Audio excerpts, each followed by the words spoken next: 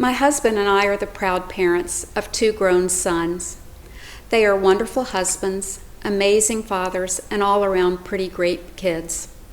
But the pathway to here was not always easy. There were times during their early years when they were finding their way through life that they made decisions that were not consistent with the values we had shared with them. And the pain caused by those decisions was pretty great. How could they possibly think of taking that action or saying that when it's so inconsistent with the way we had raised them? Fortunately, God blessed parents with the gift of unconditional love, and I'm certain that's what got us through those trying times. As I consider how I can heal his wounds, I reflect on my experience as a parent, and I find similarities. Not only did God tell us how we can get closer to him, he sent the living example to us in his Son, Jesus Christ. And he showed us the greatest love of all through Jesus' death on a cross.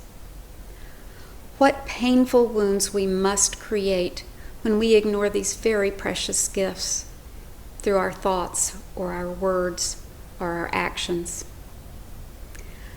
How could we ever possibly begin to heal such wounds?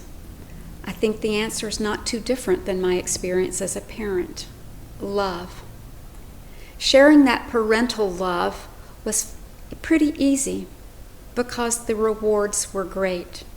We gladly make sacrifices like that for those that we love. But healing acts don't stop there. It's clear that much more is expected from us.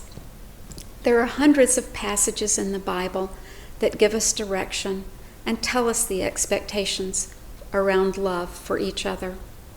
None is more powerful to me than Matthew 25:40. Amen.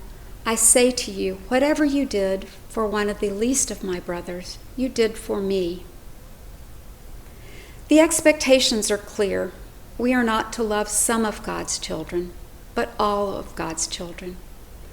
Whether they have hurt us, whether they are suffering, whether they don't know Christ, whether they are in poverty, whether they are lost and alone, the expectation is we will reach out to all.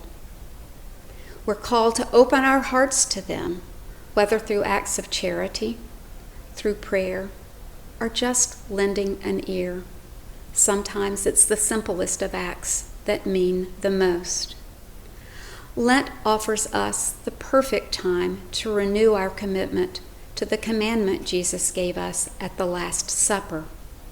As I have loved you, so also shall you love one another.